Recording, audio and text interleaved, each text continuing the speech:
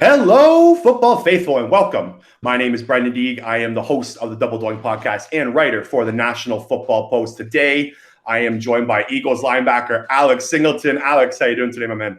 I'm good. Thanks for having me on. No worries, man. I really appreciate you taking the time to do this. So I do want to kind of start here. I don't know if Eagles fans fully know about your past. You have a very unique upbringing to get to where you are right now. So I want to kind of start on your pathway to Philadelphia. You were drafted 6th overall in the CFL draft, and you played 3 years there. How did you kind of end up taking your talents up north? Yeah, so I went to Montana State, so I am an American first, as Okay. I like to, or I guess I say. And so when I went undrafted in 2015 to the Seattle Seahawks, and I bounced around the NFL a little bit. And every time I got released, originally I was on Ottawa's neg list as an American. And, one day my agent just said something about, hey, would you ever play in Canada? And I said, yeah, I would love to. I want to play football. But, my mom's Canadian. And I know if you're Canadian, you can, you have a better chance of playing up there. And so, kind of long story short, I got citizenship in October of that year. And so I was still considered an American player on Ottawa's neg list through the 2015 season. And then when I was drafted in 2016, about 2 days before the 2016 draft, I was released by Minnesota. And so I was like, well, we're going to Calgary, and we're playing in the CFL, because I was just kind of sick of just bouncing around and kind of just being forgotten on the practice squad. So I was like, all right, let's just go do this. So where's your mom from in Canada? She's from Toronto. Toronto, okay. Have you ever been to Toronto before that, or? Yes, I had been to a wedding when I was about 2.5 years old, so I don't remember, but I have been there. I had been there before I played in the CFL, barely, but I have been to Canada. So what was your reaction when you got drafted 6th overall? Were you excited to go to Calgary?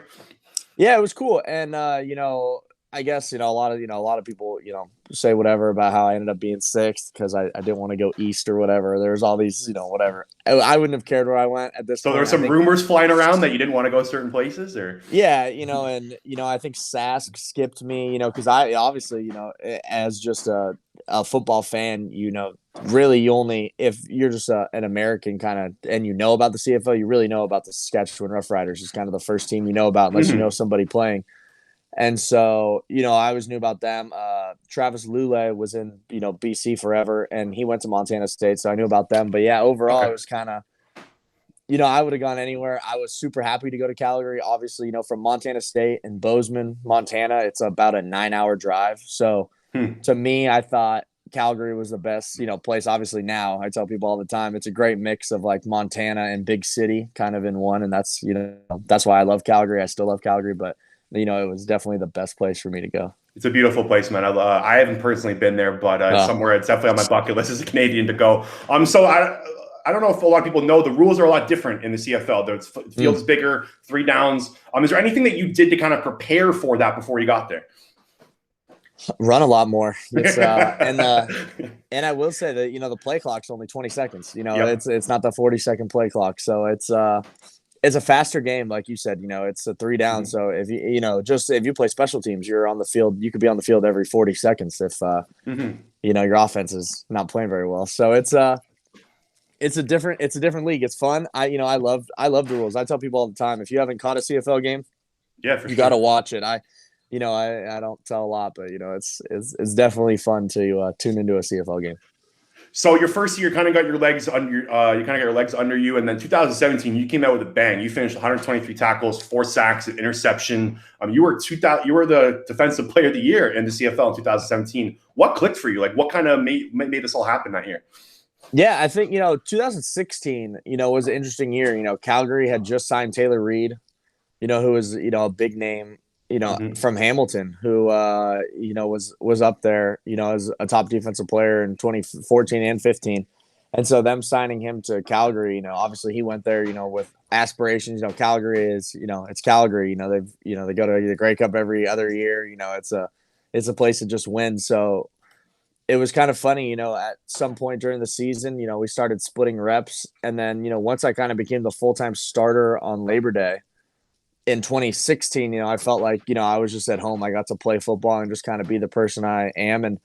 And also in 2016, when I first got there, I remember going up to Bo, and I was like, "Hey, where do you train in the off season?" He's like, "Dude, it's fall camp in your first year. Like, you're gonna stay here." And I was like, "No, when I go somewhere, like that's home. So I'm ready to, be here for the 3 years." And so, by about mid-season, once I started playing, he was like, "Oh, you're not, just kind of full of it. You really like, this is what you want to be great at." And so that off season, we train, me and Bo trained together at the Canadian Olympic Center in Calgary, and just kind of, I think that's where it formed, just being with the guy, the MOP. And it, every day it was like, I just want to be better than Bo. So to be better than Bo, you got a lot of shoes to fill. And so it was kind of funny. Yeah. In 2017, I ended up being like our team's representative for MOP and stuff. So it was kind of like, a good shot at him. The one time he's not up for it is because, I like to say I outplayed him, which you can't be a good defense without that good of an offense. But, I always give him little shots because, I'm the only one. I could have came home with the MOP, MOC, and, MODP. So it was kind of funny. That's awesome that you stayed there, man. That takes dedication. I'm sure you missed your family in Southern California, so that's awesome. Like, props to you for doing that. So in 2017, you guys did lose to my Toronto Argonauts in the Grey Cup, unfortunately. But 2018, you bounced back with a bang right away. Another 123 tackle season, two forced fumbles, and a Grey Cup. You were able to host the trophy in your last year. What was that like, man? Like, I know that must have been a huge accomplishment for you. Man, I had never won a championship before in anything, especially at that kind of level.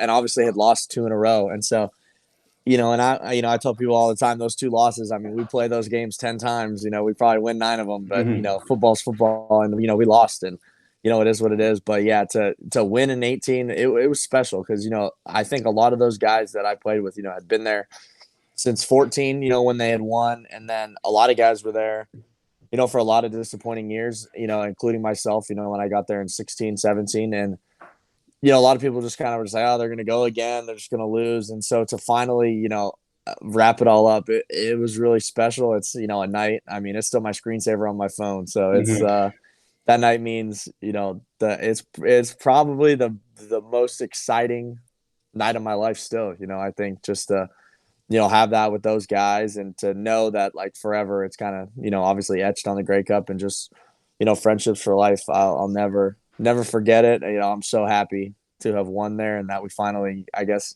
quieted some of the haters, because we deserved them for a while. Yeah, for sure, man. Your team was awesome. I still remember watching you guys in the Grey Cup. It was a great game. What do you miss the most about Calgary? Man, I miss just Calgary in general. It's a great city. The people, the fans, just, like I said, it was just, it was my home, it still is home, and with quarantine and everything, and, or with COVID, I guess not quarantine, just in general, it's been closed. So I haven't been able to even make it up to Canada in the last year and a half. And it's been, pulling at the old heartstrings. I love Calgary. I love Canada. And like I said, I think, my biggest following, they have all those things on your Instagram and stuff. You can kind of see where your most like interactions and stuff are. In Canada, still like 50-50 with Philly, and Philly, if anyone knows, the Eagles fan base, it's wild. So and I tell people all the time, not just Calgary, but Canada in general, like the support, the love, it's kind of cool to have, some people got cities and states behind them, but I have, kind of a whole country that supports me. And it's really, really cool to be able to have that.